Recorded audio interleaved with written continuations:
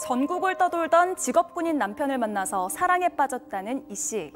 이혼남인 줄 알고 교제를 시작했는데 서류상으로는 아직 이혼을 하지 않은 유부남이었다고 합니다. 협의 이혼이 가능할 거라고 믿고 결혼 생활을 시작했지만 이혼은 생각보다 어려웠고 또 유책 배우자라는 이유로 소송도 기각됐습니다. 그렇게 이 씨는 동거인으로 20년 세월을 살아왔는데요. 군에서 전역한 후 이 씨의 남편은 전처를 상대로 다시 한번 이혼 소송을 제기했습니다. 그러나 남편은 재판을 며칠 앞두고 갑자기 쓰러졌는데 끝내 그렇게 세상을 떠났습니다. 전업주부로 살아온 이 씨는 당장 경제적 어려움을 겪게 됐지만 법적 부부가 아닌 탓에 남편의 유족연금도 받을 수 없다고 합니다. 사망한 남편의 유족연금, 이혼 소송 중인 전처, 그리고 사실혼 관계의 아내 중에서 누가 받아야 할까요? 자, 오늘 소개된 사연은요, 한 언론사에서 소개한 사례를 저희가 각색한 내용입니다. 자, 이 기자, 그냥 확실히 좀 법적으로 이혼을 하고 나서 다시 재혼을 했었더라면 애초에 이런 일이 생기지 않았을 것 같은데 왜 이렇게 이게 좀 깔끔하게 처리가 안 됐던 걸까요? 네, 이 씨의 남편은 결혼한 지 3개월 이후부터 전처와 싸우기 시작해서 결국 1년 만에 집을 나왔다고 합니다. 이후에 3년 넘게 연락도 안 하고 남남처럼 지냈기 때문에 이혼은 당연한 수순이라고 생각을 했다는 겁니다. 그런데 예상과는 달리 전처는 이혼을 받아들이지 않은 거죠. 법적으로는 부부지만 이제 1년밖에 살지 않은 전처와 또 20년을 함께 산 이 사실혼 아내, 유족연금은 누가 받는 게 맞는 걸까요? 별별 상담소에서 알려주면 좋겠습니다. 알겠습니다. 이수진 기자 잠깐만 더 대기해 주시고요. 사연을 조금 더 풀어보도록 하겠습니다. 자, 송 기자, 이 두 사람 어떻게 해서 만난 거죠? 네, 이 남편은 직업 군인이었습니다. 그러니까 우연히 연이 닿아서 만나게 됐는데 군인 아파트에 혼자 살았기 때문에 이혼남인 줄 알고 있었던 겁니다. 교제를 이어가다가 뒤늦게 이제 알게 됐는데요. 이혼남이 아니라는 사실을, 법적으로는 결혼한 상태라는 사실을 알게 됐는데 이미 둘 간의 사랑에 빠진 상태라서 사실혼 관계를 시작하게 됩니다.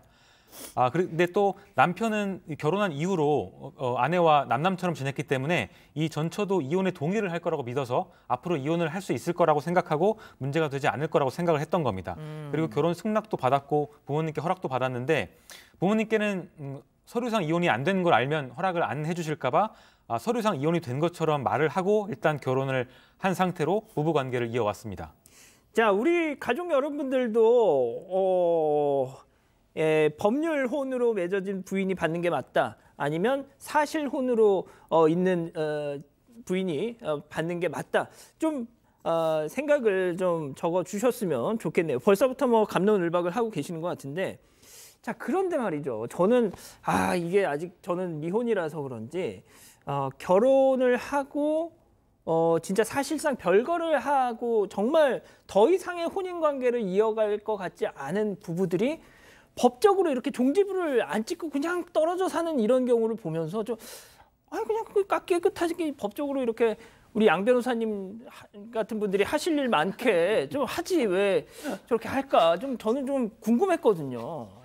네, 근데 저는 뭐 양쪽 입장이 다 이해는 되는데요.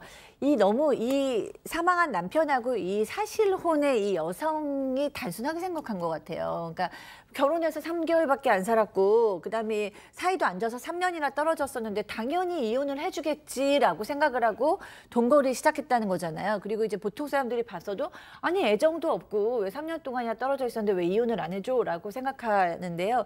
결혼이 그렇게 쉬운 게 아니에요. 쉽게 그냥 결혼했다가 이제 사랑이 식었고 그러니까 이제 헤어지자 이렇게 해서 그래 헤어지자 그러고 도장 찍을 수 있는 사람 별로 못 돼요. 아이가 없더라도. 결혼은 그만큼 중요한 거고 사실 숭고한 거잖아요. 그렇기 때문에 이 여성 본처 같은 경우에는 계속 고민을 하고 있을 것 같고요.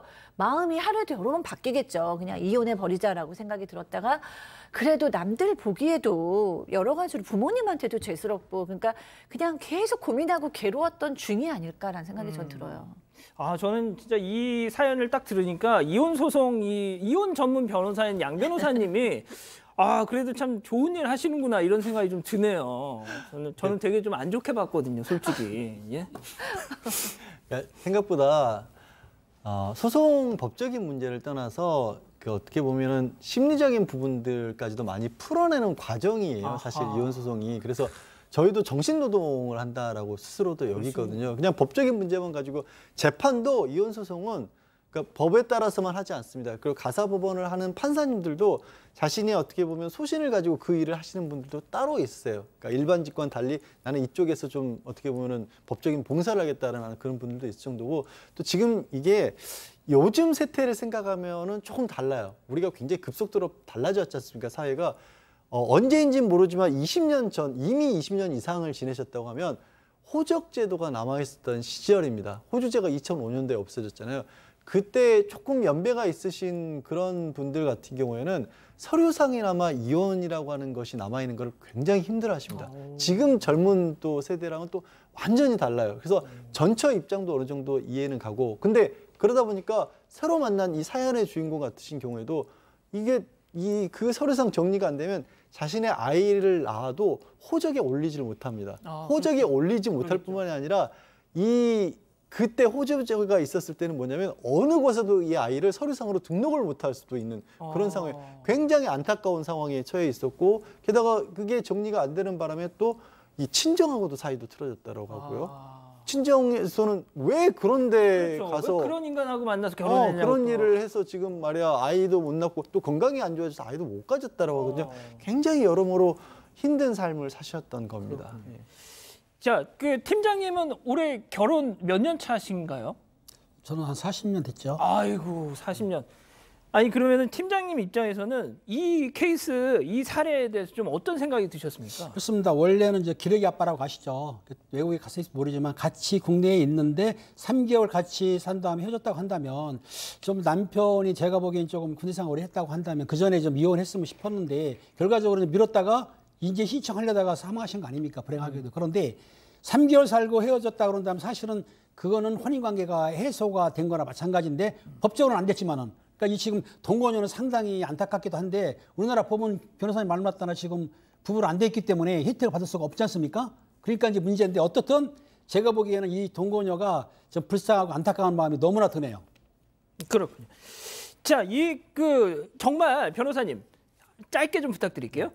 정말 상대방이 결단코 반대를 하면 어떻게 해서든 이게 이혼이 안 되는 겁니까, 이거? 지금 이 사례에서는 함정이 하나 있어요. 이 남성이 법률론이 정리가 되기 전에 다른 여성과 동거를 시작했잖아요. 법적으로는 부정행위를 저지른 겁니다. 아이고. 이 사람이 유책인 거예요. 그렇구나. 법적으로는.